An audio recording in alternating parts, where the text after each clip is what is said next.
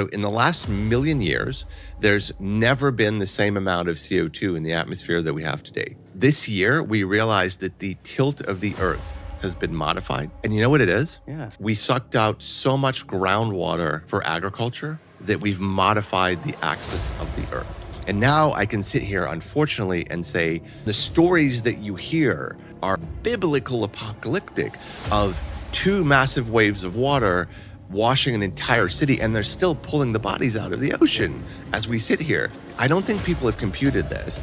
The dams will break or they will go dry.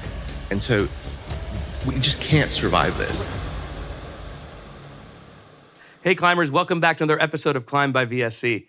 I am truly thrilled. I know I say this every week, but I'm truly thrilled for this episode and a conversation with you. My guest today is Fred Lalonde, CEO of Hopper, one of the co-founders of Deep Sky. So having built a wildly successful company in the travel space, Fred, you took it upon yourself to better understand the climate impact that we as humans were having. And the conclusion you arrived at was that whatever we put up into the air has to come out. And that was kind of the genesis, the early days of Deep Sky. We're going to dive into that. Before we dive into all of it, I want to say, hey, thank you so much for joining me on Climb. Hey, thanks for having me. Yeah, this is wonderful. So for the audience, I know I like to give them a little bit of a look behind things. We've chatted before, and due to some technical difficulties, we ended up having you in studio to have this conversation. So I think it worked out a little bit better in that way as well. So if I reference things that we've talked about before, now our listeners know where that's coming from. Before we dive into what is Deep Sky and kind of the things that you learned, where I became familiar with some of the work that you've done and some of the knowledge that you've synthesized is through this talk that you did called The Collapse of the Carbon Cycle. Really eye-opening and something we're going to link for our guests.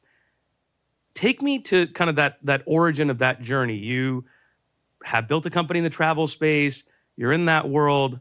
Where did this sort of initial impetus to understand the human impact and on emissions come from, and how did Fred become involved in the climate change game? Yeah, that's a good question. So you referenced this. I founded Hopper. We're a travel app. We have 100 million users, and we're going to sell this year maybe $7 billion of travel. So even before the pandemic, I was starting to feel guilty about the CO2. And to my knowledge, there's no seller of travel anywhere that offsets all the emissions. So we said, hey, let's go out and do this. And you start to look at how you can do this as a CEO and as a company, and the credits just seem too cheap. Like what was available back then, I was like, wow, I don't understand. How can this cost so little and actually be doing something?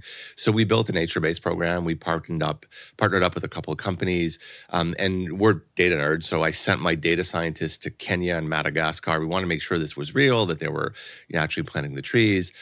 We used a group called Eden Reforestation, and they principally employ women to do this. Like it was just really a really good gig. And so today we have 25 million trees in the ground. I have a commit for 30. And the thing that not a lot of people know is we're doing this off of our P&L. Like, right. I'm not charging our customer. Right. It just seemed natural. I challenged every other CEO of every travel company to do the same thing. Nobody's taken me up on it yet. We'll see how that goes.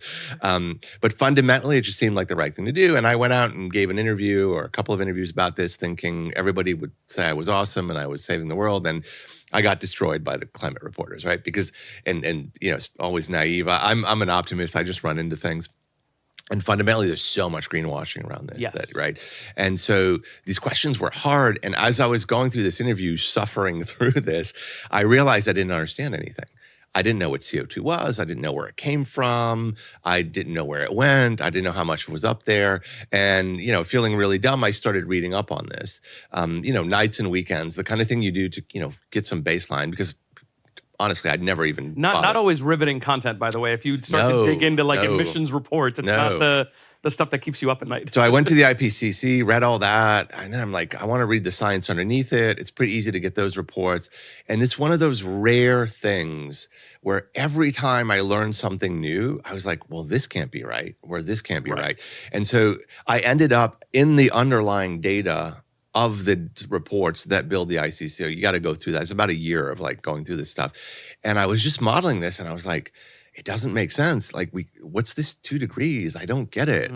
And the thing that tipped it for me is if you go back in the historical record versus a model that has uncertainties and statistical significance. If you go straight back to the historical record, there was this period 3 to 5 million years ago called the mid-Pliocene warm period. Yeah. And so in the last million years, there's never been the same amount of CO2 in the atmosphere that we have today. We're currently at 424 parts per million. That's like chlorine in your pool, right? You have 1 million molecules of water and you got 400 of chlorine. And that may not seem like a lot, but it's enough to warm the planet, obviously. But if you look at a million-year record, the planet wants to stay between 180 and 280. And there's this fluctuation. It's going up and down. And there's this chart you can pull up from the ice core data we have from Antarctica.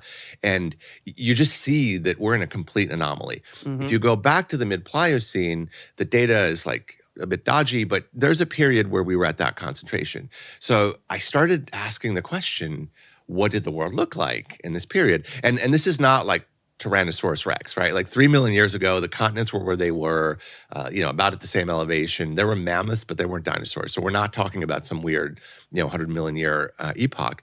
And you learn these crazy things. Like in 2003, I think the New York Times reported that people had studied the shoreline of the United States, and it's 100 miles inland.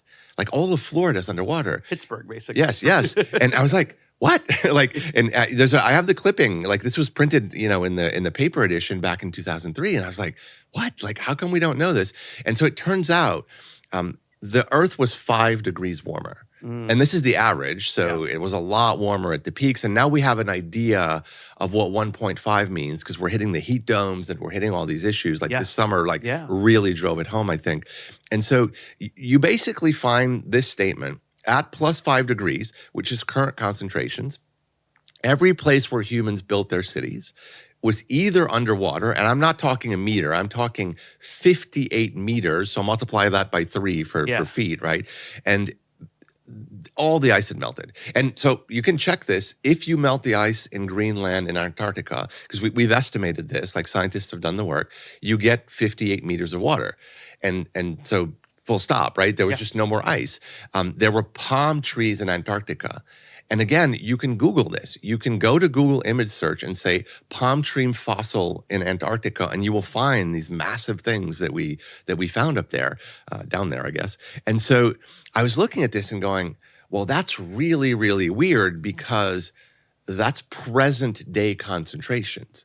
It's not 600 ppm, 700 or 1,000, like something crazy, which would imply that even if we stopped the economy, shut down all fossil fuel production, which implies we ride horses and hunt for our food, because people don't understand about 53% of our energy footprint is gas and coal still today. We haven't reached peak oil. We haven't reached peak coal. So people say, shut it all down. It's like, well, how are you going to eat, right? But let's assume we did that. Like we go back to some, weird, hunter-gatherer society. I don't know how that would work. You would still go to 5 degrees if you believe the historical record. On current sort of trajectory. And so this is because there's a delay. The ocean actually pulls in half of what we put up. Then there's all these, they're called climate forcing functions in the literature, these loops that go there. So then I'm like, well, how does the system work? Clearly, it's more complicated than an emission and then it gets warm, right? Like there must be some delay. And when you get into that scientist, then I started calling people that have researched the climate systems all their lives. And when you talk to the best people in the world, it kind of comes down to, we really don't know how this works. And you're like, well, why don't you know this? You've been studying this for like 20 years. It's like, it's because we've never broken it before. So they don't have the models for which to model future behavior, because human beings have never emitted at this sort of aggressive a pace, and we haven't let it sit there for long enough. So when you look at how there's big error bars on this, but if you think of how CO2 gets emitted and how the concentrations are affected, that's linear math. Now, we know exactly what a ton is, what fraction of a ppm it is. We've gotten that estimate right every year because we estimate with a computer the number of molecules and we know how much we're emitting, roughly. But when you go to the effective temperature, so the correlation between concentration and temperature, that we don't have a really good grasp on. All of our models have undershot it, and it's because it's nonlinear. Now you get into some interesting stuff. when you look at how CO2 has been emitted and concentrated in the atmosphere, there's something called the Keeling curve, which I'm sure you've seen. We've seen these things online. So since the late 50s in Hawaii, Mo'olona, there's been a device that's continuously measured CO2, and there's one in the southern hemisphere too. So it's about 2% linear compounding, straight line. Right. Al Gore showed this in 2006. I think he used a forklift to look at that curve. But if you flatten it out, it's actually a 2% curve over 10,000 years. It looks scary, but it's a linear curve. Now, the effects of warming, the frequency of storms, the frequency of drought, the frequency of heat domes, all those things, those are nonlinear. They look exponential, and actually they're starting to look parabolic, right? And so this is actually why I think this problem is so hard to deal with. Humans are terrible at nonlinear math. Nothing works exponentially in the real world. We are hunter-gatherers. We're very good at spotting movement and color, right? If you look at how our brains are wired, we get 90% of our information from our eyes. Our outer senses are just support. And nothing just goes parabolic in real life, right? And so the example that I give that kind of drives it for me, and this is like from a Wikipedia page, imagine a lake. It's a very large lake, and there's a tiny plant, an aquatic plant that's starting to cover it. And this tiny plant doubles every day, right? So it starts like this big and it keeps going. And it takes 50 years for the plant to cover half the lake. How long for the plant to cover the entire lake? I know the answer, but it's one day. It's a day. It's a day. So it goes, if you think of it, it'll take 50 years minus 2 days to cover a quarter of the lake. Then it goes half, all of it.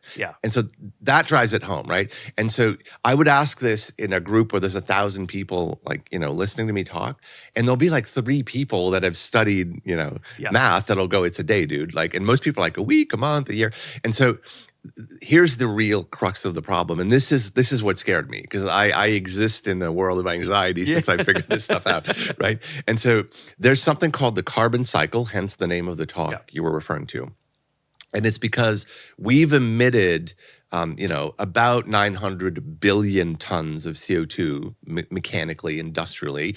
And it's good to put scale, because what's a billion tons?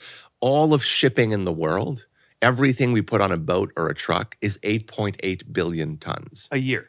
Yes. And so we've emitted 800 billion tons, and we emit, give or take, about 33 to 35 billion tons, right? So that's a lot of stuff, and a ton's a ton, right? If you made it physical, a ton is about the size of this table if you compress it, right? So we're emitting 33 billion, but everything on Earth that's alive is made of carbon, right? The plants, those may be plastic, but real plants are actually made of carbon. I was worried you were going to call out the plastic I think they look like they're plastic, but a real plant is made of carbon. So when a tree dies, it'll emit CO2. Toby, the founder of Shopify, who's been doing a lot around this, actually said we should cut down all the trees in Canada and bury them, which sounds completely crazy, but that would actually sink all the carbon underground, and the trees would not emit. So he's done the math too. So that means that you have this carbon cycle. So, the trees suck out CO2 from the atmosphere. At night, they actually put it up.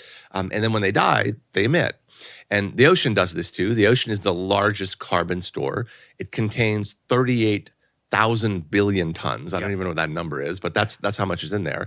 And because of something called Henry's Law, which we all learned in high school and immediately forgot because it's of no use, but it basically says that gas, if it's soluble in a liquid, if you increase the pressure, it goes in. If you heat the liquid, it goes out. We actually did an experiment at some point in college or high school to prove this, and you get Perrier and Coke because of this, right? CO2 is soluble in water. So when you look at it, the ocean is also a carbon sink, and it emits carbon too. So here's the thing. Give or take, in a year, the planet circulates 750 billion tons in a loop. It emits and it recaptures. And it's been doing this forever, and it fluctuates, and this gives you that natural cycle. The trees on the land and the oceans. And everything that's alive in the ocean. The first mile contains more biomass than everything that's on land, right? Like the plankton and all the, it's all about the tiny stuff, right? It's the ants and the insects and the plankton that get to make everything work. So at the end of the day, the carbon cycle is so large that the Earth emits and recaptures what we take a year to produce every 6 weeks. Yeah. So you start to look at this and you go, what if we've broken that enormous wheel? Yeah. Then you go, well, how can you break that? Well, it turns out there's a lot of ways. All you have to do is warm the ocean by 1 degree and you'll get 80 billion tons, because warm a liquid, it outgasses, right? Henry's law. If you melt ice, the ice will reflect sunlight. The energy is reflected because it's white and shiny. That's called the albedo effect. Once you remove the ice, you get a landmass that is usually dark, or water, which is usually dark. It absorbs, right? Yeah. And so then the ocean heats up and then it emits more CO2. Amazon rainforest. Amazon rainforest globally is a carbon sink, so the totality of the territory. But in Brazil, where there's been some pretty bad mismanagement, it's been cut down to make beef for hamburgers, roughly. When you punch enough holes in a rainforest, the amount of rain is insufficient and it stops to grow. And the things that are there die. And what happens? They emit CO2 instead of capturing. And when they've had these towers up since early 2000 that measure it every day, we have all this data that's been compiled for over 20 years. And in Brazil, the Amazon rainforest is no longer a sink. It emits more than it's captured. Just in Brazil. I mean, as a whole, because there's other countries that share the Yes, there's East and West, and all those areas are better managed. Yeah. And so actually right now, mathematically, the right thing would be to cut down the totality of the rainforest and bury it. I don't recommend we do that, but if you look at how these systems work, you start to get really scared. And so what we found when we studied this is the effects. So the warming, think of CO2 as the input of the problem, and the output is it warming? Is ice melting? Do we have more storms? Are droughts accelerating? All of those outputs are nonlinear. They're accelerating. And so again, I'm not a scientist, and this is actually the problem with the way the models are built. Logically, if the inputs, the CO2 is linear, but the effects are accelerating, there is some other contributing factor. Yeah. And when I look at this, I can only find one logical explanation. It is we have destabilized the carbon cycle. So if that's true, things are going to get nasty, because right now, if you look at the net positive balance of this cycle, what the Earth emits naturally and what it pulls down, it was about negative 17 billion tons. So there's two implications of this. First, we felt no effect from our industrial warming until we reached 17 billion tons. The Earth was naturally cycling out what we were emitting, and so we were getting to net zero, so to speak. Yes, the planet was keeping us at net zero until 60s, 70s, 80s, when you look at it. The second thing is, as we go above the 17, 16 billion negative, now we have a positive accumulation. Although we're still increasing our emissions, which is terrible, the real problem is the Earth is starting to play our way and add to this. So the 33 could go to 43 net, natural and industrial, 53, 100. There's no upper limit on this, right? It could go. And so we could see these massive, massive parabolic curves that look like my plant.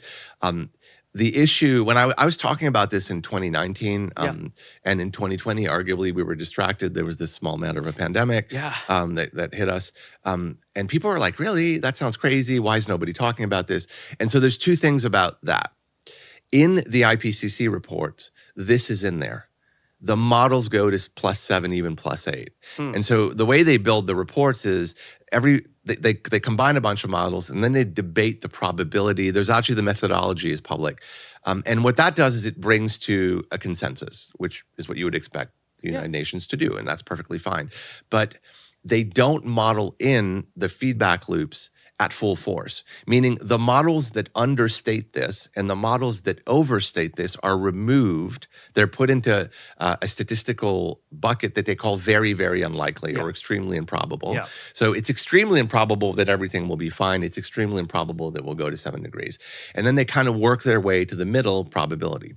The issue is that since last summer, and especially this summer, when you look at things like ice melt, and maybe you want to pull these charts up, at editing, you look at temperature rise of the ocean, we are in standard deviations that are like 4 sigma. Right. On the high end, not or the low end with the melt, right? How much ice is left? Yes. And that was like very, very, very unlikely. And so in 2019, and we're not talking like, when 20 years ago when I started, this is like, a few years ago, we had no data to support parabolic. Now, the data points from this summer, they actually show that we've broken something. So I think to take a step back beyond the models, because I always find that you mentioned as human beings, we're bad at understanding nonlinear math. I think we're also bad at understanding probability models generally. You can look at any outcome of a sports game and sports betting and tell you folks don't understand probability. What does this tangibly mean for me as a human, as a homeowner, as a consumer of food on this planet, right? Like what does the 4 sigma edge case and the direction that we're on mean for people? So if this is let uncontrolled, so we continue to emit, we cap our emissions around 2050, it ultimately most likely means the extinction of our civilization, right? It probably means that nothing will function the way we understand it today. Now, what's the probability of that? Like, you can't model that. But the reason is human beings have built their civilization, their society in floodplains because, Close to water. We needed water, right? Early on. And, that was transport before we got the roads. And the places where we've accumulated most of our population are all temperate, right? And look at the populations in places like India. And so, there's a bunch of crazy things, that you can look at. But the ones that worry me the most go along the lines of this. When there's less water, when there's a drought, so less rainfall and the aquifers, don't get renewed, the yield of crops goes down. And you're like, big deal. Well, what does that matter? Well, if you look at the production of food on the planet, how did we go from 4 billion to 8 or 9 billion? You could think, we must have cultivated more land. And actually, the answer is no. In the 1950s, 60s, when we were half about the population, globally, we kind of occupied all of the places you can grow food because it turns out that's a limited set. There's a bunch of places you can't grow food because the soil's wrong or it's a mountain or something else. So fundamentally, the reason that we've been able to double our population is because we've gotten better at growing stuff with the same amount of land. Right, more calories per square foot. And so things like shorter wheat has basically allowed India to, because tall wheat can naturally fall when there's a lot of rain, like a monsoon. There's all this crazy stuff. Pulling nitrogen out of the atmosphere and using it as a fertilizer, like opened up the entire industrial revolution. So when you look at a curve of GDP growth and agricultural productivity, agricultural productivity lines up just above GDP.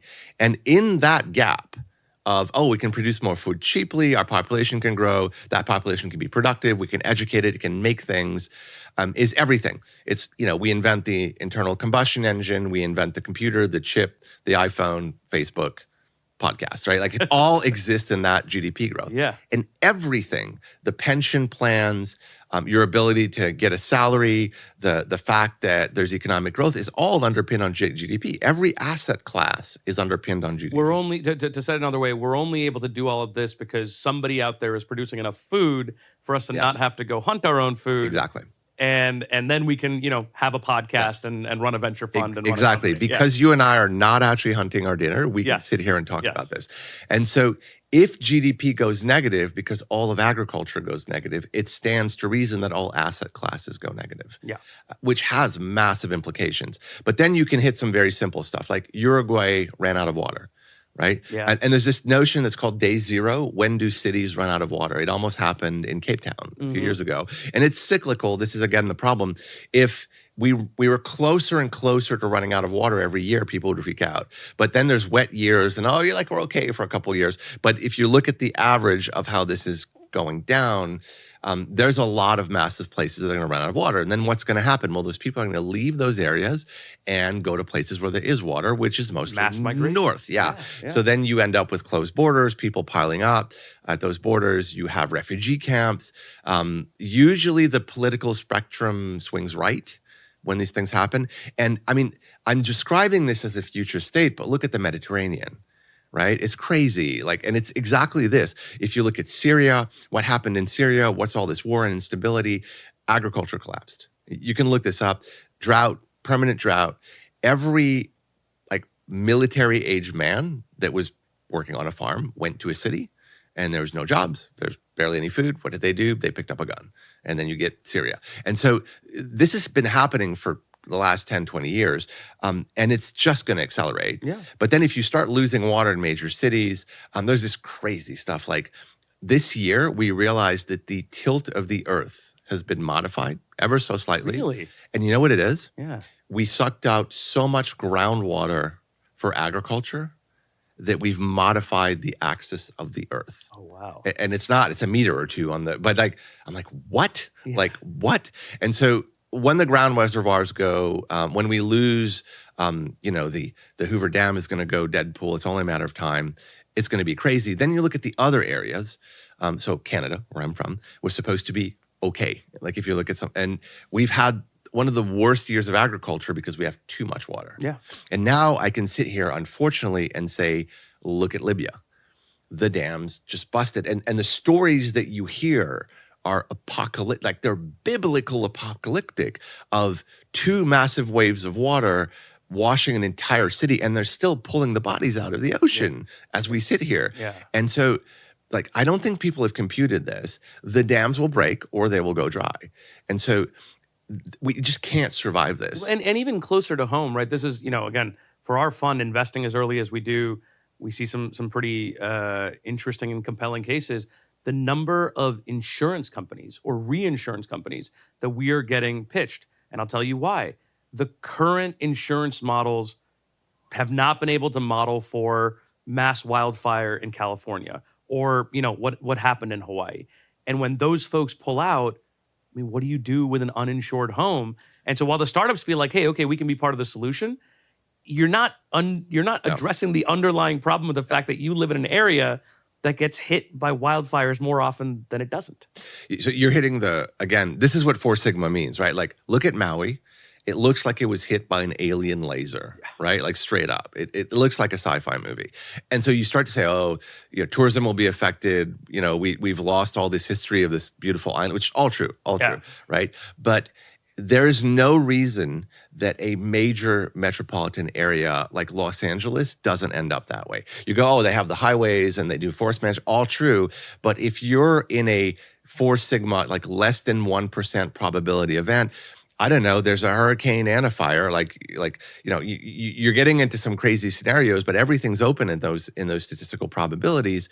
You could see half of Los Angeles go. And it's not like we haven't seen entire cities burn down. Look at Chicago, right? We just forgot, like it's been over 100 years. So you start to look at that as a crazy outcome. But if you fold it back to like an economic problem, and this is also a point that I try to make every chance I have, there's a bunch of problems with how we frame this, the whole global warming and environmental issue. One of them is we've said, hey, if we get too dark, people will disengage. Yeah. And it was probably true when I was born. Like during the Carter administration, it might have made sense to say, hey, let's talk about this rationally, because if we take the right steps now, we could curb this problem. Clearly not what we did. No, right? We did the exact opposite. But now that there's real world consequences, pretending that this will all be okay because you don't want to scare people into whatever is just denying reality, right? So as the arrow of time has moved forward, a generation, you can't not talk about these things. So that's problem number one. And I know people that are like, I'm going to go to Africa now because we won't be able to do it. So there are people that are doing, bucket lists in the sense of humanity's going away. Yeah, yes. So humanity's going away. So I'm going to take my trip now. It's dark. Sure. The other thing too, talk to anybody under 25, they don't believe the official narrative at all. Like when I talk about this in a room full of people that are my age or older, I get people saying, well, how do you know this? Like people that want to listen, and I've recently, not a lot of people are pushing back, by the way. There's a lot of difference in I was going to say about that because, I'm the kind of crazy person that reads the comments under YouTube videos and under the video about the collapse of the carbon cycle. There's a lot of folks that are like, okay, he's being a Cassandra. Yep. He's talking about the 4 Sigmas. Obviously, we know that stuff lives on a normal distribution, which doesn't always. But the critics that have kind of come at, the only solution is what Deep Sky is proposing because of the scale of the problem. What if Fred is wrong? Yeah. And how much money are we going to have to invest to then only find out that It was fine. It was fine, It was okay. or it wasn't as aggressive. At least Yep. we're not saying that it's not happening, but we're not sure it's happening at the scale. Yep. And to your point, you're converting some of those folks now. Yeah, and fundamentally, my argument is like, let's talk in a year, and then we'll see where we are, right? Like, you don't have to even believe 100% of any of this, right? The reason I'm framing it this way is so that people say, oh, it could be parabolic. Yes. Because once you start to realize that it's nonlinear and that what we've been hearing, that it's okay, all we got to do is curb our emissions, may not be true, then at least the possibility is open that we need to do more, and we got to stop debating all these things that are false problems in that environment. That's problem number one. The second thing that I'm trying to do really, really aggressively actually is this problem has been framed as it's either a choice between the environment and the economy. Yeah. Right. And so there are some things where that is somewhat true. So things like, biodiversity and ocean pollution and plastic. And so there are some things where you're going to have to make some trade-offs.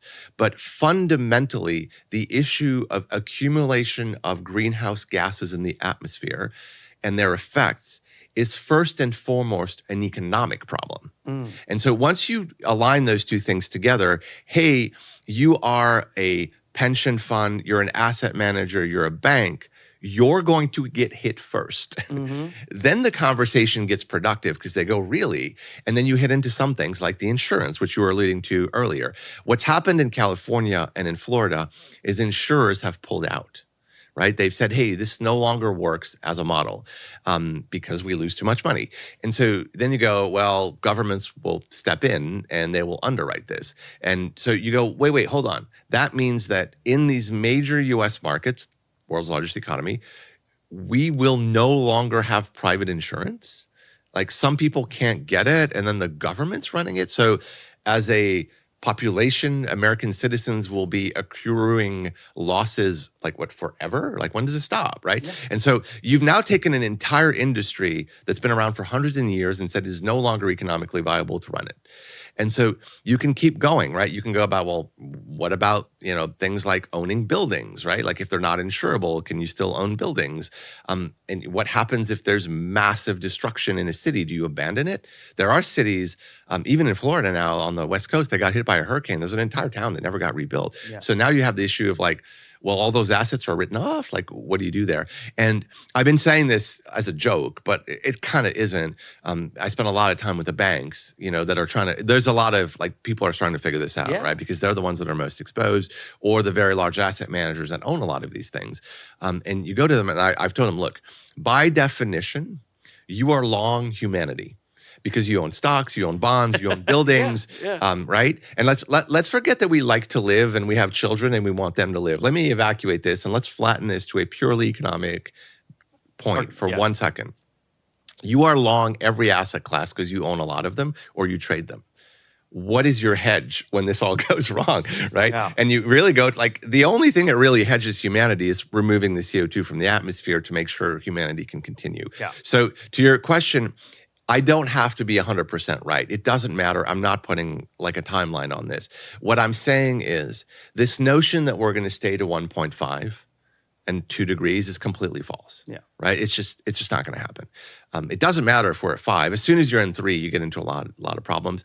And it doesn't matter how much it compounds. If it's nonlinear in any degree, we don't know what's going to happen. And this is the part, somebody told me this, somebody really smart pointed this out to me. One of the issues we have with this problem is the scientific method itself. So the scientific method, we all learned this in school. You don't say this is true, or you don't say I believe this, I will write this on a stone tablet, therefore it's truth. Or you don't say some higher power has told me this is true, right? You say I have a hypothesis that CO2 is soluble in water. I will then demonstrate it with an experiment. Right. And then if somebody can replicate the experiment without actually looking at what then does it pass. Then it will go from, a hypothesis to something we believe. And it's worked really well. I have nothing against religion, but it's, the scientific method has given us, internal combustion engine, buildings, engineering, airplanes, penicillin, right? It works really well.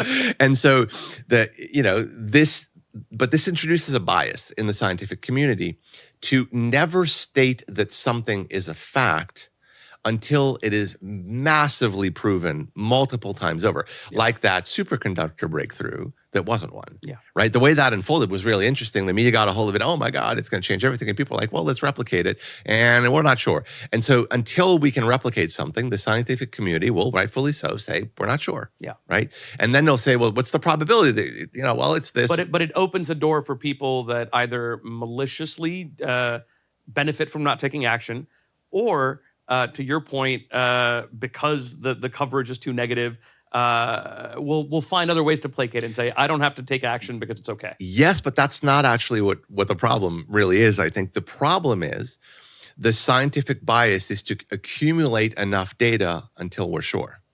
The problem with climate change is by the time Greenland has melted, it's too late. Yeah. Right? By the time we're sure Greenland is going to melt, which actually is now, they've called it, it's probably too late. The issue is by the time we have validation, we can't undo any of this at scale. Yeah. Then you get into, we're going to spread stuff into the atmosphere, build a solar cell, things that we don't actually know how to do, and we don't know what the consequences of that. So in this one case, and there may be others, I just don't know, the scientific method may be playing against us.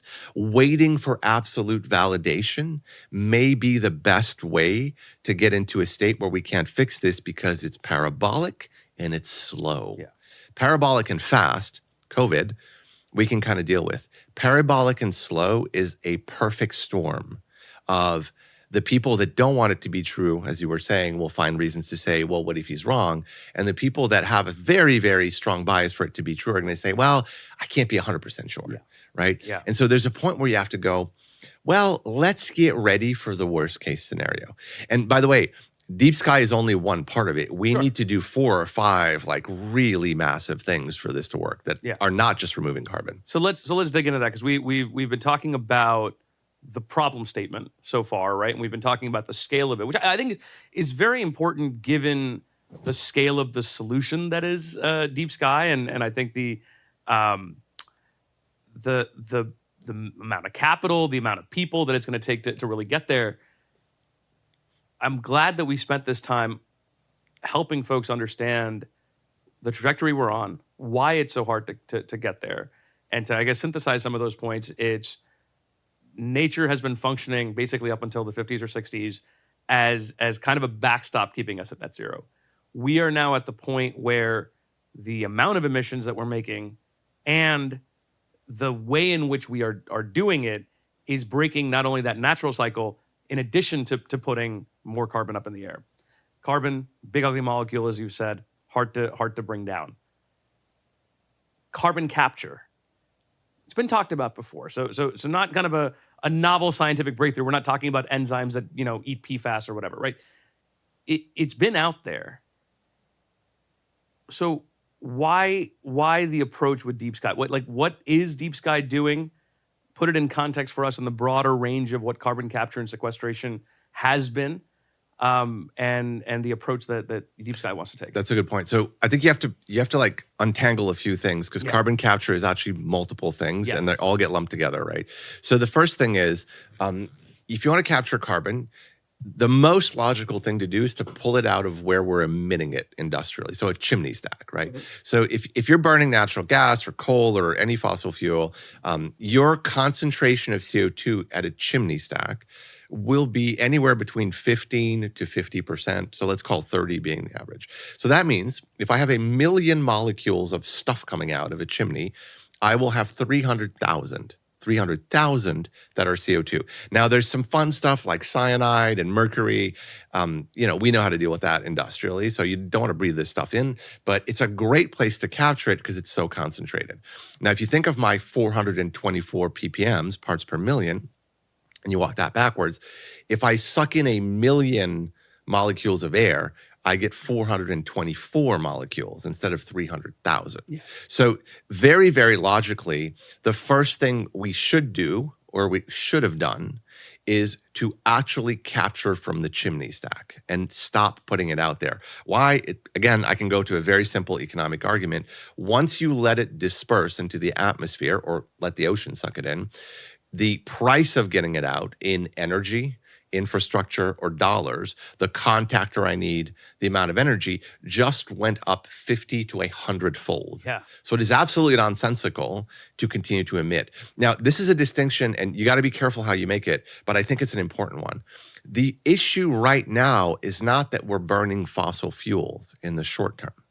Why? Because we just don't have the energy reserves, and the renewable curve doesn't work at scale. The grid can't even support half of the we things don't people want any to of it. do. Yeah. It's a 50-year transition at best. Yeah. The correct time to do the energy transition, to be in a state where we don't need to remove carbon from the atmosphere, was 1946. We rebuilt all the models backward, right? This is how off we are in terms of that math.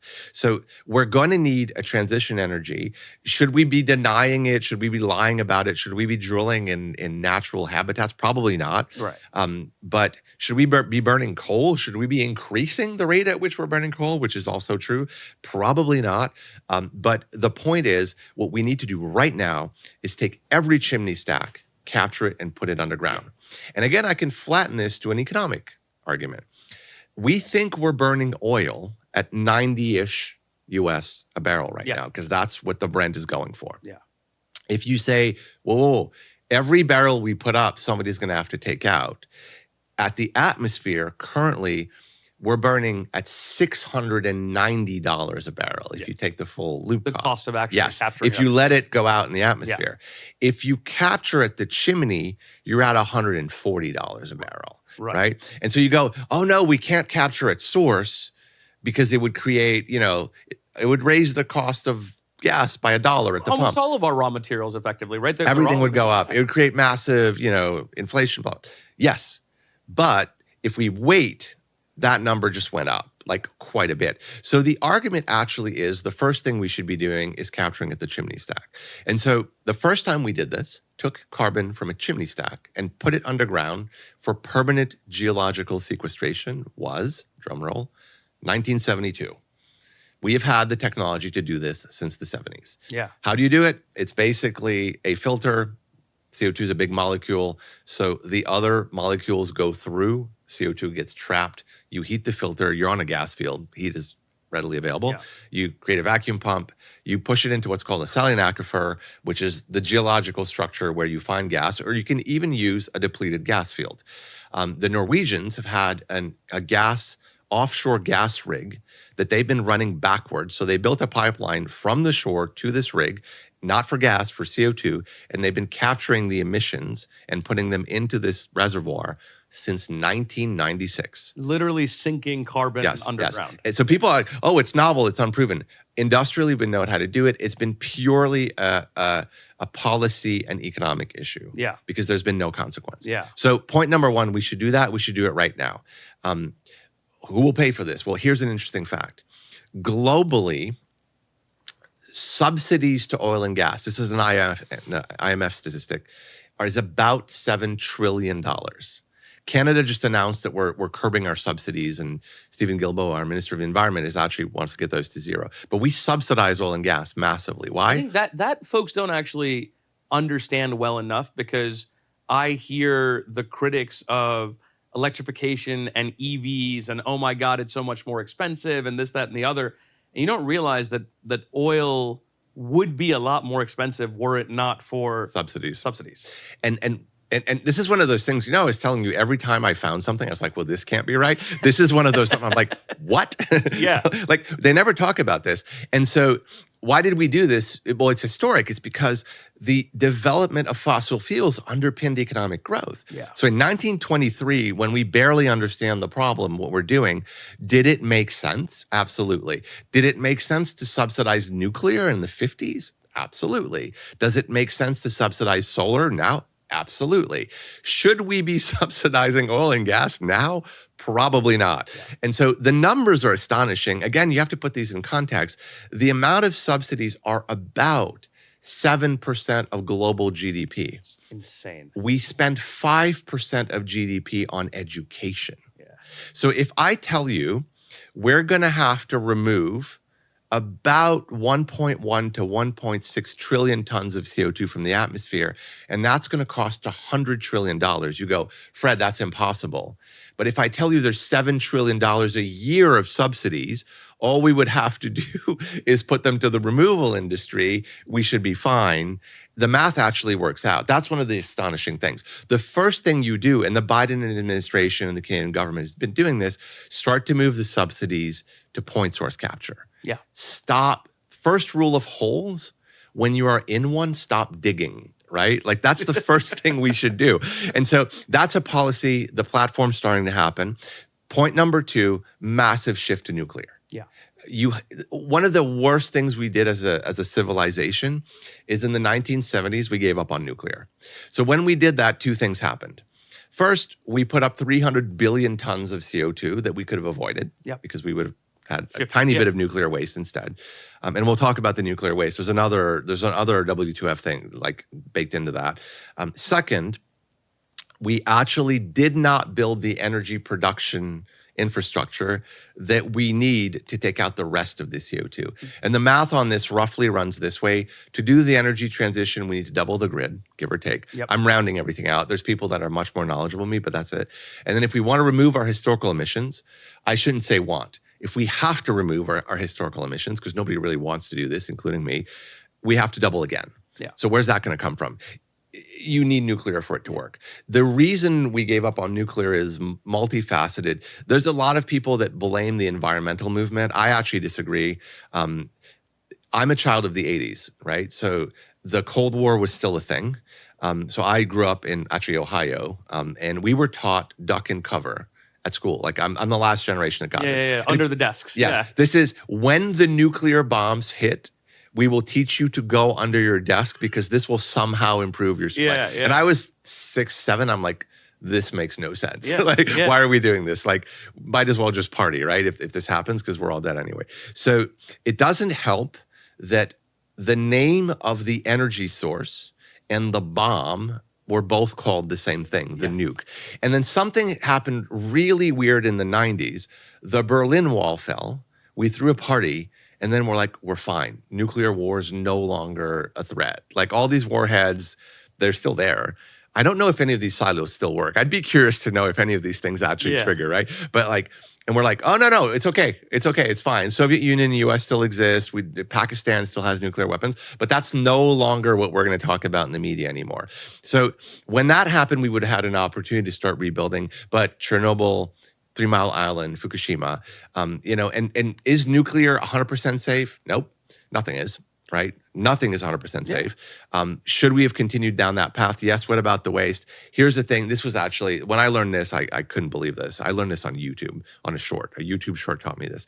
We actually have a technology that was developed in the United States to reuse nuclear waste. So spent fuel, So we burn a small percentage of it. There's actually a process, and there are, I believe, 2 power plants that still run this today in the US, where they just treat the waste and put it in a closed loop. And we can burn some astonishing number, like 98% of the rods get consumed.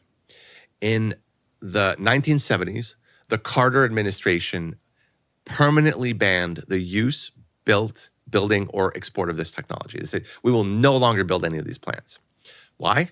Because what you get at the end of this process is more or less weaponized plutonium, right? And so a lot of bad things. National security risk, even if it's creating free and they're energy. like, oh my God, it's creating expensive energy, but you don't have the waste problem that we're talking about. The problem is this tiny bit that is perfect to build a bomb. And so the nuclear fuel profile back in the day, because we have completely different fuel. We have these pellets that are super safe. We have reactors now that if they melt down, they shut down. You don't have to do anything. We have reactors the size of a truck that we could build. We have all this advancement in nuclear technology. But fundamentally, was that the right decision in 1973? Probably. Is this the right decision now? I'm guessing not. And the conversation around nuclear being unsafe to me is almost comical when you read disasters in the Gulf, transportation challenges, because not only is our grid weak, but our railway infrastructure and our road infrastructure, at least in the US, probably parts of Europe as well, struggles with the load of energy that we need to get the energy to people's homes, the disasters are happening there as Yes. well. They just get covered up a lot quicker because it's like, look, a car crash isn't a news story, but a plane crashes, right? So a nuclear disaster like Fukushima gets talked about for months and months and months. Ships are spilling off the coasts of our country every single day, and we don't talk about that in the same conversation of disaster. There are more people that died in Libya in the space of an hour than anything that's happened because of nuclear, right? Yeah. Full stop. It was two dams broke. And then, you just look at people dying from heat strokes. Turns out breathing in air that's full of like wildfire smoke is really, really bad. Like that just shortens your life expectancy by a decade right there. Like there's no doubt climate change will kill more people in the pandemic. Like there's no doubt. The only question is, when and how does. So this whole safety issue is completely wrong at the end of the day. But we could build really, really safe plants. And there's actually another thing that I don't think people appreciate. There's a book called Where's My Flying Car, which is really interesting. It has almost nothing to do with climate. It's about energy and technological progress. And there's a really, really interesting thing about, I think it's called the Henry Adams curve, how much energy was available per capita in the history of time. And so you start with humans and their muscles, and then we figured out how to get a horse to do stuff for us. Then we get the low pressure boiler, then the high pressure steam engine, then the internal combustion engine, and then you get nuclear. And what you see is it's basically following a parabolic curve, back to parabolic math. And in the 1970s, it all stops. Today, per capita, we have the same energy budget available than when I was born. And it's because we stopped nuclear, right? Everything else has progressed. And in this book, he makes this incredible analogy. Think of what you're holding in your hands. I don't have my phone on me. I usually hold up my iPhone. So I'm talking about the CPUs that we use in computers and tablets and iPhones. The complexity of a processor, right? It's the single most complicated thing that human beings have ever made. If I blow the chip up on that iPad to the size of the island of Manhattan, the density of the structures is greater than the buildings that we're in right now, right? People don't understand. We're at the molecular level for these things, right? And so why? It's because we have Moore's law, right? Like somehow we accepted, and this makes no sense, that the only thing that we could progress technologically on a power law was the computer. Chipset. It's the only thing. Like the only thing that human beings can progress technologically non-linearly is a chipset. And the answer is, of course not, right? That's not. So it happens to be the only thing we did for a bunch of reasons: communications, national security, everything works on a chip, including the cameras that are using to film us now. So did that bring huge benefits? Yes, every sector, like we know that story. But here's the interesting thing. When a nuclear power plant was designed, the ones that are running today, the technology was the 1960s. So if I try to build what you're holding in your hands that cost $399, $499, in the 1960s, it will cost $6 billion and it will be the size of a building because of the technology we had. So why do you hold this thing in that's a modern miracle that we use to scroll pictures of cats on TikToks and shorts? Well, it's because we basically kept going at it, right? And so fundamentally, had we continued on the same curve for nuclear power generation, your Tesla would have 150 million miles of range. Because it would have an internal nuclear battery that would be 100% safe. It would cost the same price it costs now. And we knew how to do that in the 60s. We have submarines that do that. So why? So I mean, let's take a step back then, right? Like, why haven't we done that? Is it that the incentive to do it hasn't been there? Is it that the pushback from the other side? And this is something we didn't talk about when we first chatted. So I just got back from Copenhagen and Malmo, and there was a wonderful talk at a conference in Malmo talking about the fact that $100 billion gets spent annually on ads and PR by, quote, the other side, right? We don't want to villainize the oil and gas industry that aggressively because we know we need their help in doing some of this stuff. But the amount that they are spending, and I'll give you a prime example, kickoff weekend of the NFL, there is a ad for Energy Transfer. And I'm sitting there and I swear to God, Fred, it sounds like an SNL ad. And he goes, everything amazing built in our world comes from oil and gas. And I go, that ad spot cost $5 million. You ran it every quarter, that is no issue to folks. And here we are, trying to sort of push back from the other side, try to tell the story from the other side. We are just not fighting on the same level of dollars. And so I asked that question of, we know we have the technology, we clearly have the engineering talent and scientific talent to go do it. Why haven't we? Yeah. So again, complicated problem, but you can slice it up to get some clarity. Has the oil and gas industry known for a long time that there was going to be global warming as a result of fossil fuel combustion? Yes. There's actually a chart that was drawn by hand in the 1800s or 1910s, with a slide rule, basically, that almost correctly predicts where we are now in terms of concentration. So it's very easy to take GDP, amount of energy you need, what are you burning, how much CO2 is in the atmosphere. Temperature is super hard, but we've known that. Have they denied it publicly? Yes. Have they run PR campaigns? Here's a really interesting one. Personal carbon footprint. The fact that you can actually make a difference depending on your behavior. Who came up with that? British Petroleum.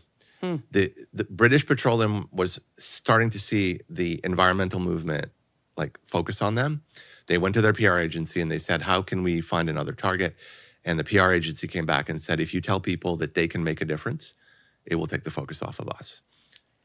That's the craziest thing to me, because yes. when you shift the onus onto individuals, it comes back to our conversation of going negative.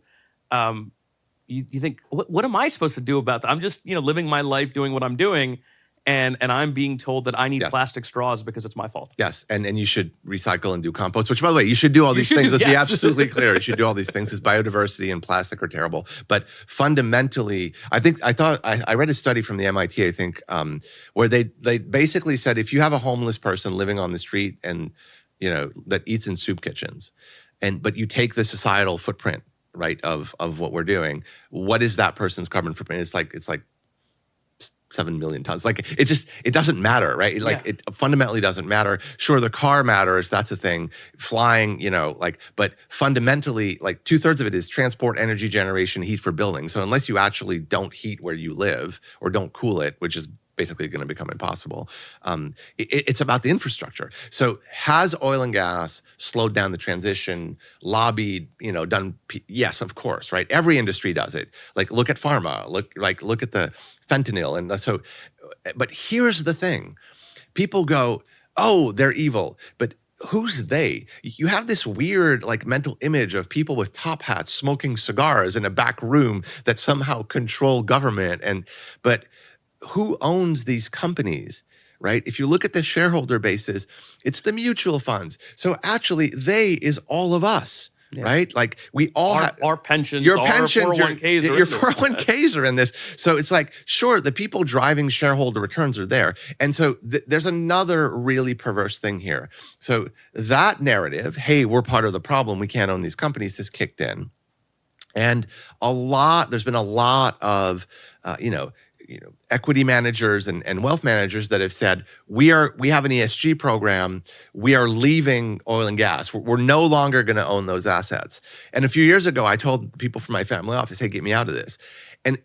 But that's actually crazy, because if everybody who believes this is a problem, and not 100% of people even believe climate change is a problem, start to divest their ownership in these companies, what happens? Well, capital flows in to because the stock is cheaper, you just sold it, right? Capital flows in that has no agenda or actually denies it. And so now you're seeing CEOs of major oil companies at their shareholder meetings say things like, we will be ruthless about drilling. And when the CEO of a public company uses the word ruthless and drilling side by side, it's because they're sending a message back to their shareholders. So one of the things that has happened, because we said, oh, there's a they're evil, is that the capital that basically tells a CEO what to do has concentrated into people that don't care. Yeah. And we made it a lot worse. So okay, are all CEOs psychopaths? No. I'm a CEO of a company. Do we edge more on the sociopathic spectrum? Probably. It's a hard job. Sure. You got it right. So are a lot of surgeons or ER docs, right? At the end of the day. So you can blame the individual all you want, but that's going to get recycled. Some other guy's going to run Hopper when I die, right? But fundamentally, the question is who owns the company? Yeah. And so if you say there's they and there's us, I have nothing to do with this, you haven't solved the problem. You've actually made it worse. What we should be doing is buying as much of these companies as we can. And there's hedge funds that are trying to do this, saying, don't dismantle it and shut it down because we need it. You have to capture your emissions and put them underground, regardless of what that does to the cost of your product. Yeah. So you've made this argument initially as we were chatting, and then also now again, that this is not a philanthropic issue. Projects of this scale, Bill Gates trying to cure malaria and so on, typically come from a foundation. And you've been very clear in saying, this is not an environment versus economic argument. It's an economic argument. I have a challenge, I guess, internalizing that, because for so long, carbon capture the biggest proponents have been oil and gas companies. Yep. They're using it for enhanced oil recovery. Talk to me about what Deep Sky is doing differently, and specifically how the monetization mechanism kind of goes against the traditional path of monetizing this. So now that we've kind of framed all that, point source capture should be done by the oil and gas industry. That's carbon capture. It should be owned by the oil and gas industry. They're the ones that own the infrastructure. It should be subsidized. Yes. Right? So let's assume that a lot of people listening agree to that. Then you basically get into the point where we should do our energy transition. Will it slow down the energy transition? I don't think so, because the other thing is fossil fuels is finite, so we actually need a better plan.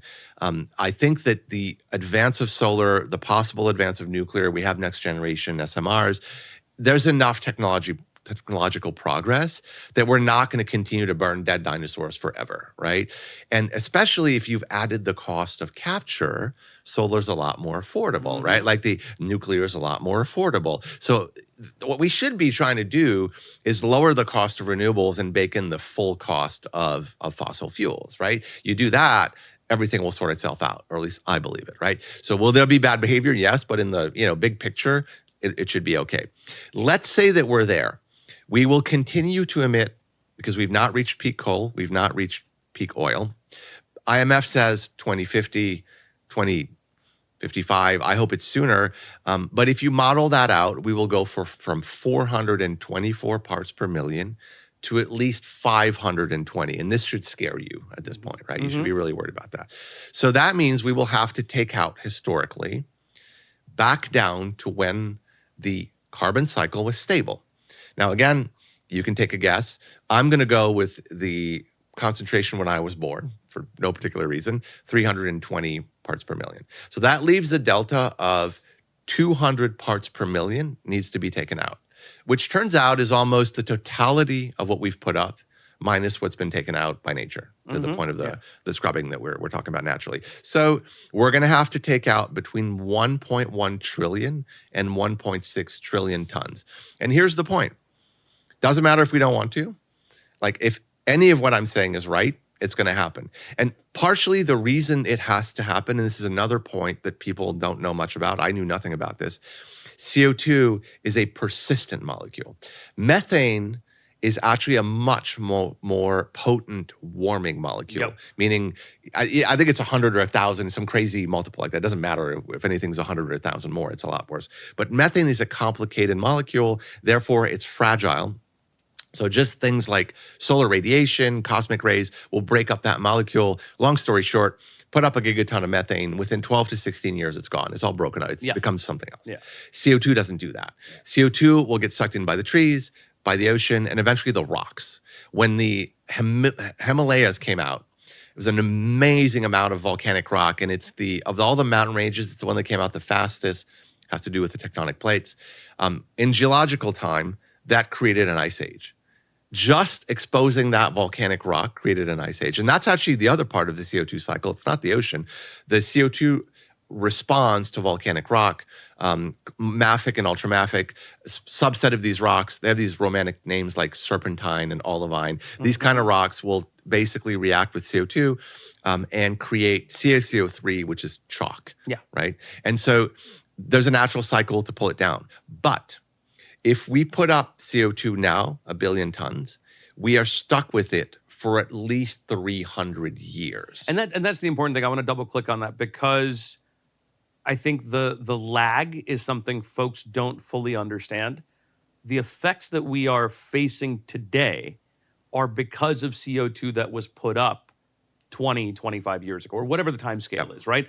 But what you are doing today, your kids are going to feel, and their kids. So lag and persistency is a perfect storm for a human being, for the human hunter-gatherer brain. So lag is between 10 and 50 years when I put up CO2 to have the full effects.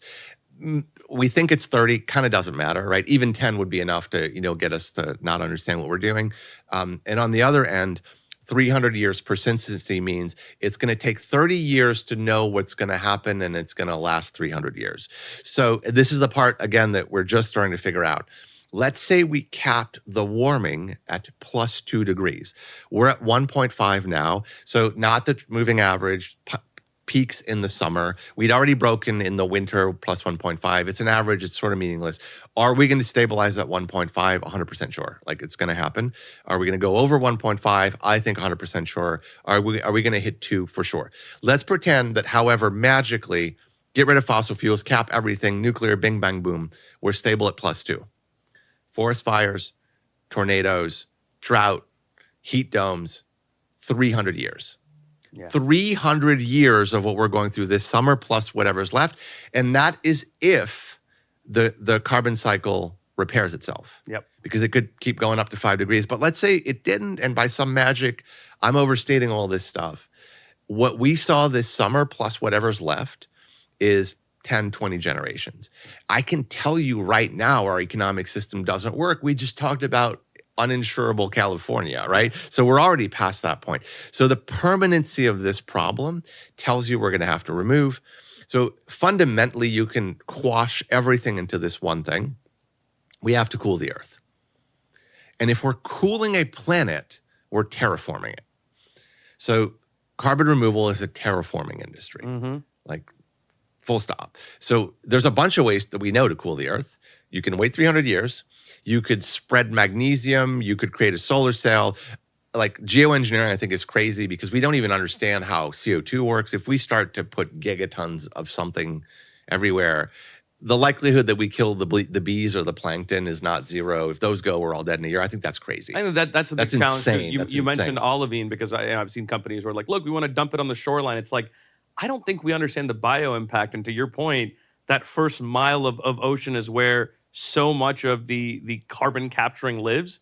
Yeah, maybe short term that olivine is going to do something. We don't know long term what it's going to do. These are all guesses. I kind of can get to shoreline olivine. The pH, the acidity of the ocean has been going up, so you can pull CO2 out, try to restore that. Problem is if you do it in a estuary, like, the idea of messing with the pH of an estuary is terrifying, right? So I can get along like some fringe stuff because of how big the problem is. But when you talk about spreading stuff in the atmosphere to create clouds, I'm like, what happens to this stuff in 100 years? What does it do? There's all this crazy stuff, like the sulfur from the boats has actually been helping. But it's edge cases, right? So yes. Really what we're getting to is we don't know. We don't know, but what we do know and what we have seen, because the technology has existed for a long time, and kind of bringing it back to deep sky, what you're trying to then implement is, look, the technology to do capture out of the air, capture out of the sea, has existed. You're now looking to install these. And then you're looking to monetize them. So that's what I'm trying to understand a little bit is that so piece. To finally answer your question, yes. It's pumps and fans. You have to pull it out of the air and the ocean. Why the air and the ocean simultaneously? We talked about this. If you just pull from the air, if I pull out 1 billion tons, the ocean will outgas.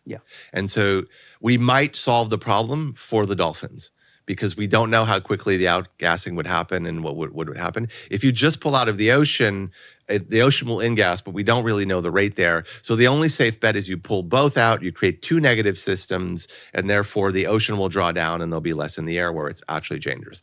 Now, the second part is what do you do with gigatons of CO2? People have been trying to do industrial products. That is a huge distraction. There's no industrial sector on Earth that will survive even a gigaton of CO2 in terms of the supply chain. You can't make shoes, carbon nanotubes, vodka, even concrete doesn't work. You can decarbonize the concrete making process, but you can't just like put the CO2 there. Or did you say vodka? Yeah, there's CO2 negative vodka. I think Louis Vuitton is making a shoe that is CO2 negative. Like we got to stop all this stuff, right? That's a huge distraction to the actual real problem, right? And of course, why wouldn't you do? It's fashionable. It's the rich person is more likely to buy a shoe if it's carbon negative. So all that stuff has to stop. We got to go to, okay, decarbonize the energy grid, pull it out historically. Now, that means it has to go back underground where it belongs, where it's safe. There are two ways to do this. So it's pumps and fans. You take it, you compress it, you have a stream. You inject it underground in a saline aquifer or a depleted gas field, but it's mostly saline aquifers. People think this is the water table. It is not. A saline aquifer is a geological structure that is 2, 3, 4 miles underground. What happens is where you have sedimentary rock, you get this layer cake of hard rock, sand, hard rock, and then over geological time, these structures bend. They create these pockets. And when there's dead dinosaurs, you get gas or oil. Most places there isn't. So nature hates void, so you end up with water. And it's actually more like brine. If you drank this, you would die kind of thing. And people don't realize how deep this is. If you push anything under like in this well, you're about 400 degrees Celsius. So what is it? Compressed carbon gas that's going down there? Is it liquefied? Actually, it becomes super critical. And you have to Google, YouTube this video. The CO2 can get in the state that's between a gas and a liquid if there's enough pressure. The supercritical state is the sort of fringe between the gas. Yes, it's super weird. It's kind of interesting to see that. At least I find this interesting. So you push it down, you mix it with water. People think, oh no, you're fracking. Well, no, actually, CO2 has been used to extract natural gas for decades. We have CO2 pipelines in places like Texas and Louisiana because it's great to force extraction because it's heavy. So you force it down. When you are using CO2 for fracking, you're trying to break all the rock apart so that the gas comes out. When you're injecting CO2 for storage, you're doing it really gently. And what you're trying to do is bubble the CO2 into the water where it will dissolve. And over geological time, it will react with the rock. Now, again, nothing is free. It's not perfect. You have a bunch of issues with this. One is if you have natural faults, it could come back out. So you got to make sure you don't have that. So you have to do reservoir modeling, seismic. Second, if you have a well that has been drilled and it's unknown, and there's over 1 million uncapped abandoned wells in the US. It could leak out through that well, right? And so actually, it is better to inject CO2 in places where there's been no oil and gas exploitation because you don't have all these uncapped wells. Is that the reason, I know you're Canadian, is that the reason that Quebec and Canada was sort of the first site for— One reason. Okay. So if you think of what you're going to do, if you're going to take out 1 billion tons of CO2, you need renewable energy. So burning natural gas to capture and letting the CO2 go out and capturing it in the atmosphere at this point, it makes no sense, right? If you burn the gas and you capture it and put it underground, at least you're at zero, but the cost just shot up. It doesn't make any sense. So you want renewables. Building a new solar plant instead of using that to power the grid makes no sense. So here's what's the thing about Eastern Canada. We are 100% hydro in Quebec, which is the cool part of Canada, the French part where the food is great and we speak French. And we built these massive hydroelectric dams in the 60s, and they're 1,000 kilometers away from where we live up north because we all live huddled on the border because it's so freaking cold. And we have our power generation. So we have these power lines that run the totality of our territory, which nobody does. You always build the power close to where you live because you don't want to build this infrastructure. But interestingly, if you saw a map of this, it runs over the volcanic fields where you can store CO2 into a saline aquifer in the St. Lawrence Valley. And so right now, we have surplus. We have a couple of weeks in the winter where we don't, but we have about 7 billion kilowatts. So we generate 175 billion. We export 40 billion to the US, make a small profit. and for some usage like crypto farms, which isn't great. And we have about 6 billion that we don't generate. We let the water run around the dams. Now, we don't have it available everywhere. In the next 10 years, as we electrify our transport and our industries, we won't have it, but we're building more. We're building more nuclear. Yeah. Ontario, which is right next to Quebec, is 2/3 based nuclear, and they curtailed 6 billion kilowatts of steam. Curtailing means we let the steam go away. We did not generate electricity. And you would go, why would you ever do that? It's because there's so much natural gas south where they can export that the US charges a grid congestion fee. Oh, geez. So Ontario can't even export. A year out of 2, we lose money when we do it. So I am sitting as a Canadian on 14 billion kilowatts of renewable energy that's at least going to be there for a decade. Right on top of a saline aquifer where I can inject, and we have 20% of the world's fresh water. It's kind of the perfect location. If you believe in intelligent design, a creator, he or she, Canada was designed to reverse climate change. It actually gets better. This energy surplus is in the east. The potential to generate energy, we have the highest wind density anywhere in North America. We have offshore density onshore. So all of this legacy grid, we generate renewable power at 1.47 cents US. We export it at 3, 4, 5, 6. And industrially, we use it once the transport costs. And this is like, Europe is paying 60 cents, right? Like this is the cheapest renewable power in the world, and we're wasting it. Yeah. We can build more. But interestingly, as I make my way west across Canada, you hit Alberta and the provinces and some of the US states, where we have the largest geological structure for oil and gas. So the Alberta oil fields, right? About a third of all the oil of the US consumes is sold by Canada. Yep. It's very expensive. It's strip mining. It's really dirty. It's energy intensive. But those geological structures that underlie this area, the structures have been evaluated as being able to store between 1,000 and 2,000 billion tons of CO2.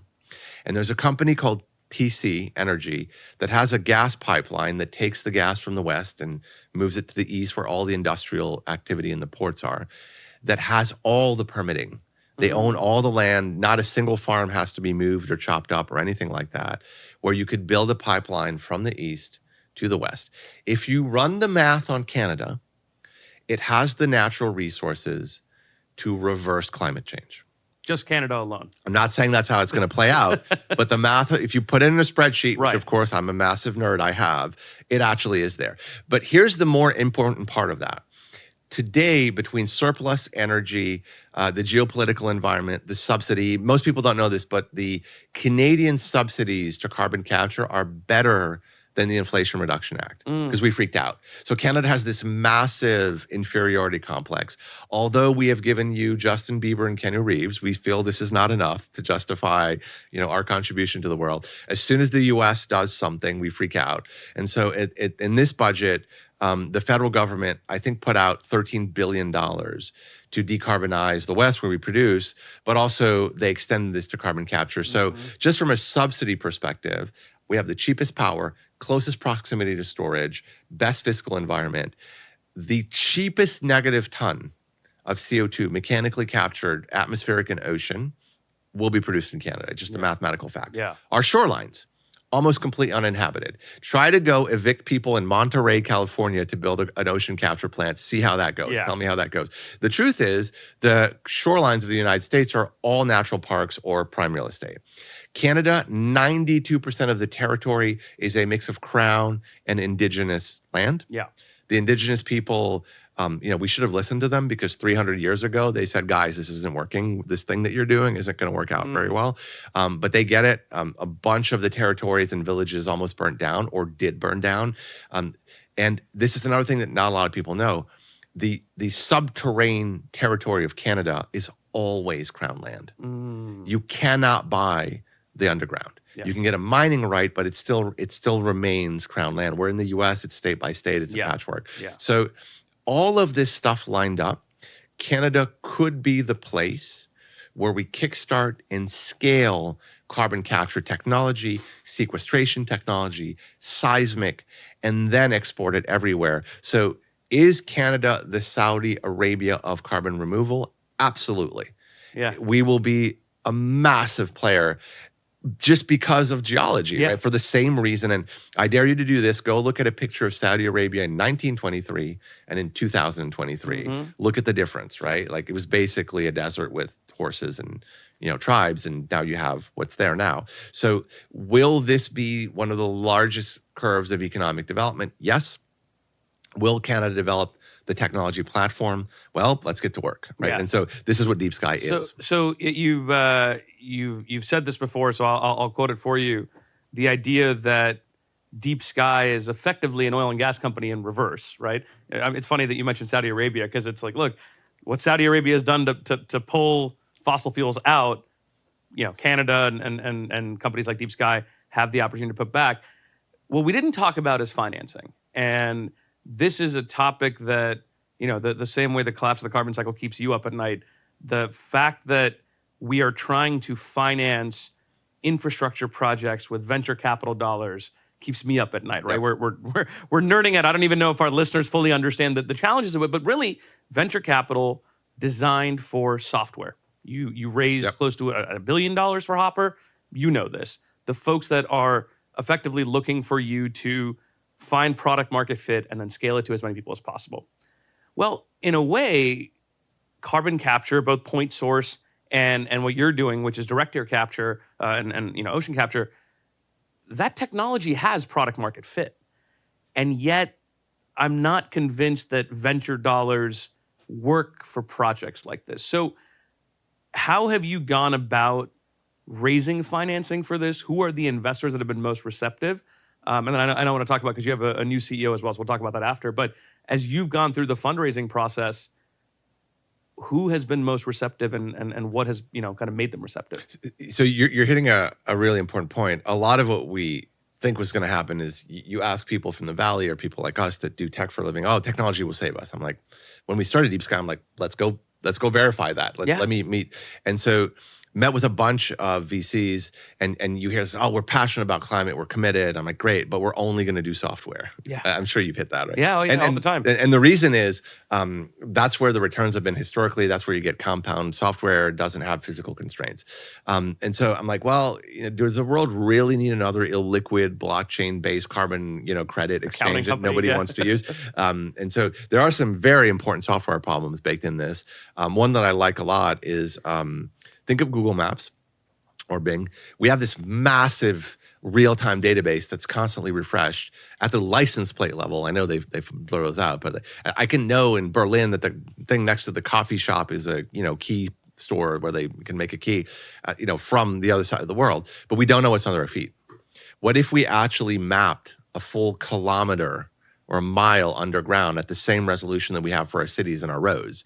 You would find things like the cobalt, the nickel, all the stuff you need to make batteries. They accidentally found geological hydrogen in Africa, like tons and tons of it. And they're like, oh my God, we have energy. So what if we actually use next generation seismic and muons to actually figure out what's under our feet at the same level of precision that we have for the blue bottle that I was at, right? Like if we just did that, we would find amazing things underground. So there are massive software problems. Things like what metal organic framework are you going to put in a carbon capture? Actually, quant computing is really interesting. We're talking to IBM there. Things like how do you predict the energy grid in real time to the kilowatt level so that you're running the pumps and fans and a throttle, because like power is real time, right? If we're out of power, we're not actually out of power at night. Right? Right. So it's just when the cost is the highest and the effectiveness of it. Let's just build the infrastructure and run it against the grid. It'll help bounce the grid out. Like there's all these great software problems, but you're gonna have to build the plants. And so I believe the correct analogy is this: it's oil and gas running backwards, right? So if you think of it, in the 1920s, if you were a JP Morgan, not the bank, the actual person, and you were investing in oil and gas, what ended up happening is you were taking infrastructure level risks and you got stock market returns. Yeah. And a lot of the banking and the family office wealth that was built over the last century, and the city is full of names like, Rockefeller and Vanderbilt, came from that industry, right? Again, it was underpinning economic growth. Now, the impetus for all of this infrastructure investment was growth.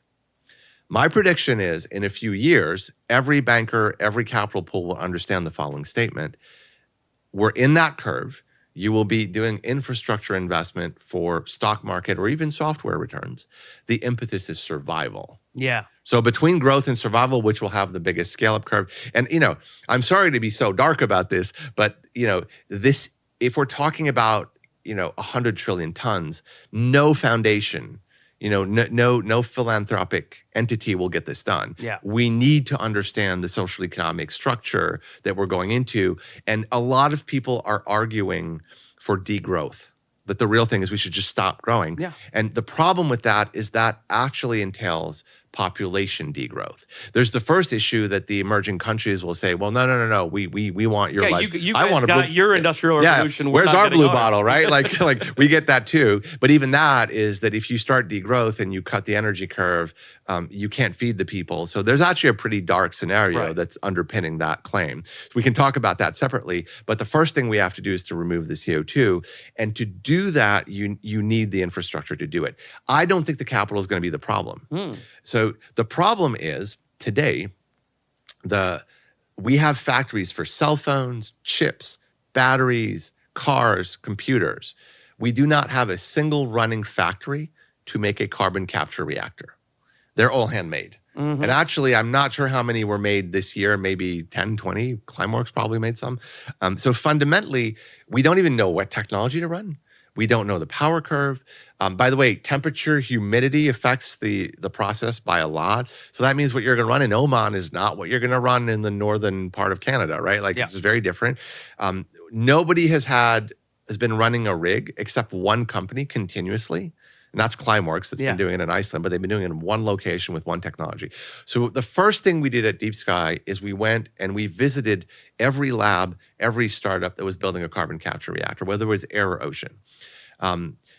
We snuck into a trailer at the carbon engineering side because they wouldn't let us in. We talked our way into university campuses, basements at UCLA, a bridge under London where these kids building this amazing rig for where they push carbon into water and take it out with electricity. And we realized a couple of things, and these are fundamental. If you're thinking about carbon capture, you need to know this. The first generation of technology, so the Climeworks and the carbon engineering, they're based on heat swing. Push the CO2 in, heat it, pull it out with a vacuum. That doesn't make any sense because if you're heating a thing to get the CO2 out, you're going to lose your energy through heat loss. So you end up with these mathematical curves of like 4,000 kilowatts, 5,000 kilowatts per ton. We ran the math. Of course we did. You would have to cover Australia with solar panels. Just the sheer amount of nuclear energy you would have to build is incompatible with the time frame that we're in. So we started hunting for technologies that have a power curve at 1,000 kilowatts or less. And then you get into some interesting things. If you drip water down a cooling tower and push CO2 into it, you can separate it with electricity, no heat loss. If you pull it out of the ocean, you can separate it with electricity. If you use a membrane, you can, right? So there's all these new startups, they're 2 or 3 years old, and they're doing it at lab scale, postage stamp, right? And you need buildings, but they're doing it. And then you go to these guys like, how have you been able to raise capital? And they go, really hard. The VCs all want to do software. I'm like, I'm sorry. I get it. I tried. They don't get it yet. They will. They're not there yet. And they go, well, oil and gas wants to give us money, but we're not sure about that. Then we hit a very important point. Should the oil and gas industry own the point source removal? Yes, I think we've painfully established this in the last hour. Should the oil and gas industry own all of the air capture to remove our historic emissions?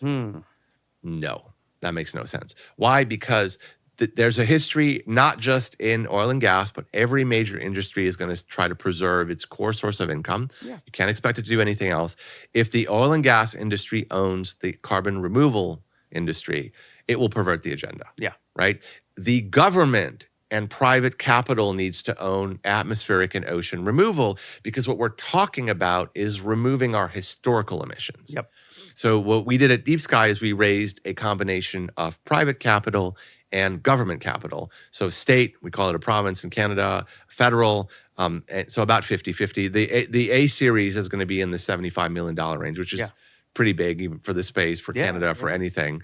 And we're using it to do things like drill wells, but also we're going around the world and we're buying any carbon reactor. Because if you think of a startup that's building technology, and you do this for a living, you go to the founder and you say, what do you need most? He's going to say Series A, but actually what he really needs is a customer. Well, I was actually going to ask you that question, Rick, because going from building and running a software, travel AI business for decade plus to now operating as a founder in the infrastructure and hardware space, what's been the hardest lesson for you? What did you have to kind of unlearn from your experiences in that software world, whether it's about financing or something else, that now for founders of ours who are listening, who are building in kind of that combination of hardware and software, what did you have to unlearn about what you knew? The biggest barrier is all of this first principle thinking, Yeah. because that's all we've been talking about. Yeah, right? yeah, yeah. All I've been doing is relying on the work of others and deconstructing the problem. And it's much easier to say,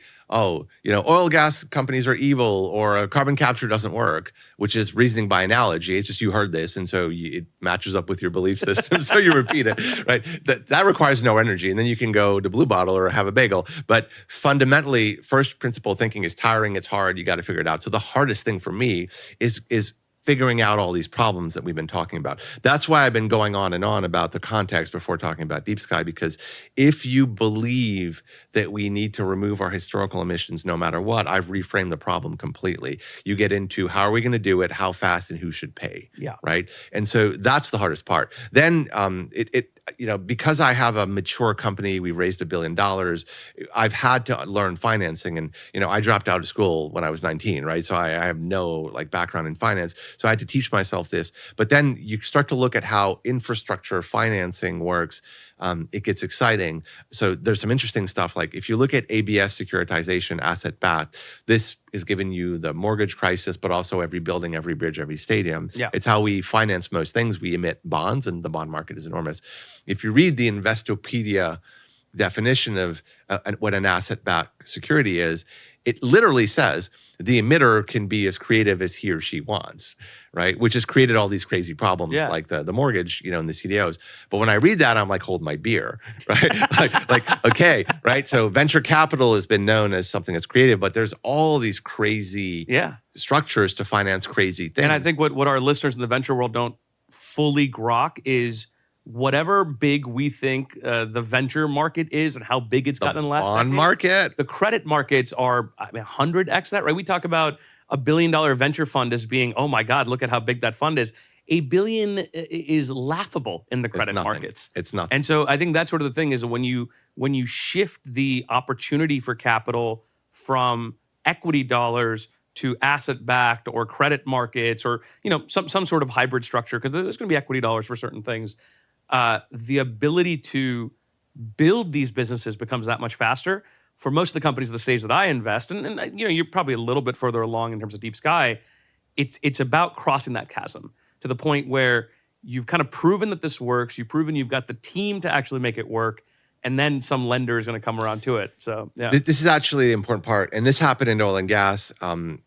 This entails specialization of the companies in the sense, right? So you're going to have people that focus on the R&D of the carbon reactors. Unfortunately, again, CO2, big ugly molecule. When you ask the best scientists, and we have like Phil DeLuna, which is one of the best people in Canada, came to join Deep Sky from McKinsey. You're maybe going to get 30, 50% efficiency by using a different, membrane, MOF. You can kind of play with the physics of your process, but at the end of the day, maybe you have a 2x or a 3x. There's no 1000x. Yeah. Nobody's going to come up with an iPad that sucks out 1 billion tons, right? It's just not going to happen. We can do a lot on the curve I was talking about, but you just need to get it right and then scale it up. Problem number one. Second, I talked to some early stage, these people remind me of me when I was 20, you believe you can do anything and you're immoral. I'm like, okay, we're going to build the plants. We're going to do everything. I'm like, great. I have $35 million provision for drilling wells. How much do you have? And they're like, we've raised $3 million. I'm like, why don't you build a reactor? And so what we've done is we've gone to all these companies and said, look, we'll buy it from you. Like license it to us. That's going to be your business model anyway, whether you know it or not, because you're focused on a very important part. You can't do, how are you going to secure the state power? How are you going to get the regulatory framework to get figured out? How are you going to, build the plant, rest of plant, compression, transport? Solve a point solution and solve let the us tech problem, aggregate because it. that's clearly you're a PhD. Yeah. Like, let me deal with all this financial engineering around you, and we'll figure it out. I'll mint the credit, and what you'll have is a very, very high margin, high TAM business, and you'll attract the capital that wants that. Yeah. Let me deal with all this infrastructure financing. And so we sign these deals and we buy these reactors, and then the founders go, but what if it doesn't work or we're late? I'm like, no, you don't understand. This deal is completely non-punitive. So Frontier has been doing this, right? They've been pre-buying credits, and they published the agreements, and it's basically, I'm going to buy some carbon, but if you don't ship it to me, we'll work it out. Like, it's actually the opposite of anything commercial you would ever do. And so we've replicated that. I think, Nan has been doing great work at Frontier, but fundamentally what I'm trying to do is, because we have access to capital, because we've raised money, we have a network, I'm trying to shift the economic risk of the first and second reactor from the startup's P&L to my P&L. And I've told my investors this, I'm going to load a bunch of technology on our P&L that won't work. And invest in that. And they're like, what? And here's why I'm going to do this, right? Because some we'll know which ones work. We'll have the curves, we'll have the infra, and we're going to build the infra. Yeah. So of course, a bunch of VCs said to my face, that's crazy, I don't want to invest. I'm like, that's fine, it's okay. Yeah. But a bunch of very smart people said, you know what?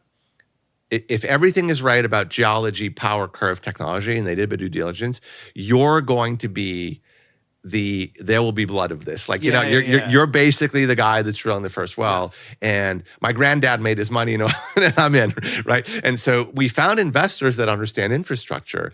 We found people that have done ABS securitization. We found people that have capital earmarked for infrastructure. And I told to all of them, put a small amount of money in. It's like very broad syndicate, and I will share the data with you. Yeah. What reactors work? How do you transport it? What is the gel? Instead of hoarding all the data, I will open this to anybody. So we have banks, we have governments, we have family offices, we have VC funds.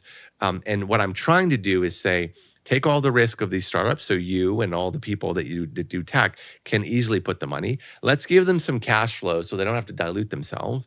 Let's make them look attractive to an investor that's not just oil and gas, right? Let's broaden the number of VCs and tech investors. That's huge, by the way. Yeah. Like, let's open it up for the founders, put the risk on my P&L. I mean, you do venture, so you know they're not going to work. It's okay if some reactors don't work. And then the guys are like, are you sure this sounds too good? I'm like, dude, I used to be you. Like, I know exactly what's going to go wrong, right? So let me take this risk, and we'll cut a fair deal on the licensing that has a good margin. I actually know where your margin needs to be if you're building these reactors. And you know what?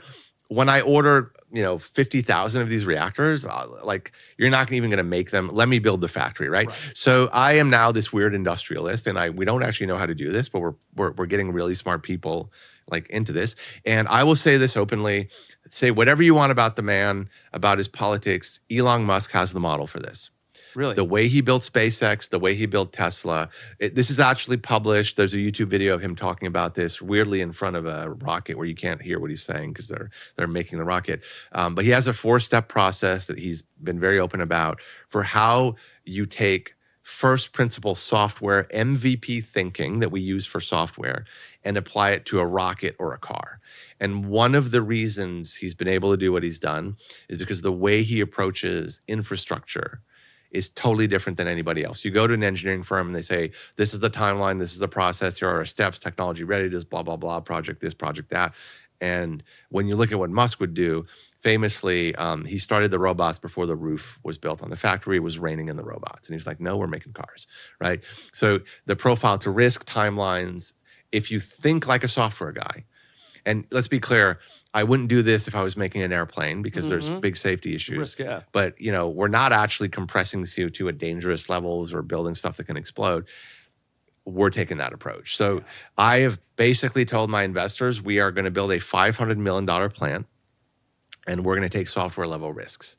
The plant might not work. Yeah. We might have to tear it down and build it better. Like, we might actually have a failed plan. So, Fred, I want to close with you where we close with a lot of our guests. And, we started this conversation, I think, in a darker place. We've gotten more hopeful. as the chat has gone on, and I'm hoping folks are listening, this far in.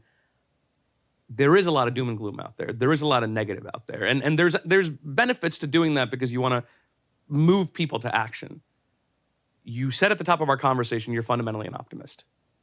What is the thing that keeps you hopeful and optimistic when it comes to the broader fight against climate change? So I'm an optimist because I believe that faced with this problem, uncontrolled collapse of our agricultural system is not the best we can do, right? And so this idea that if you're an optimist, you only believe things will go well, I would argue Winston Churchill, when people were running into bunkers and, basically Nazi Germany was taking over Europe, was an optimist. He believed that no matter how dark it got, we could do the right thing. We could win against the enemy in that historical sense. So the enemy here is ourselves. It turns out we did this to ourselves.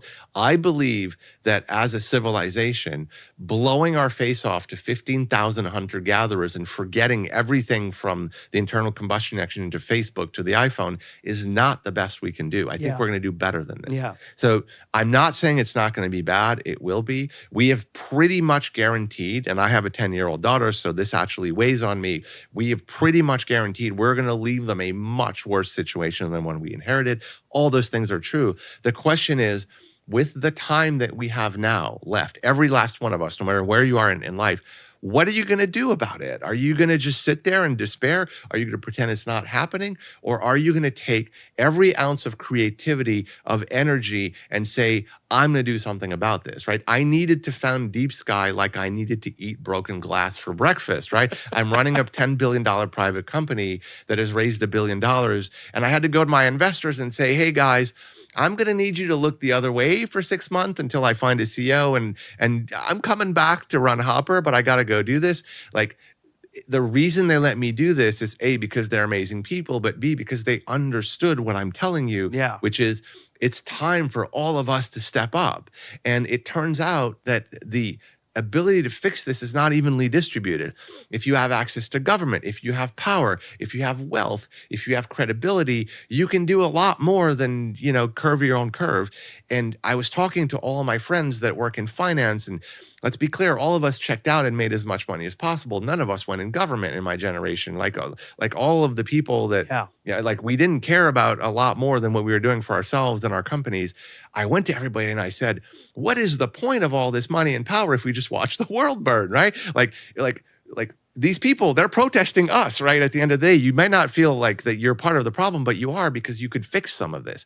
And so my call has been very, very simple, is like, you have software skill, engineering skills, you understand math, you understand finance. Like, I don't care what you're doing right now. Like, take a step back and let's stop this. Let's start to build this industry. And you can attack the point source capture, the energy transition, nuclear. We went for atmospheric, and because it was the hardest problem, and I thought that's where I could do more. But dude, let's get to work, right? That's my message. Yeah, that's how you bring it home. Fred, this has been a phenomenal conversation. I am so happy we got to do it in person. We went way longer than I expected to, but I think the conversation was better for it. I am energized from this, and I hope our listeners are too. I'm excited to follow everything that you and the team are doing with Deep Sky. And truly, I think since learning about what you're doing, since meeting you, I've been more attuned to this, and I know our listeners will too. So thank you so much for your time and for sharing all of your knowledge with us. Thanks for having me. This was fun.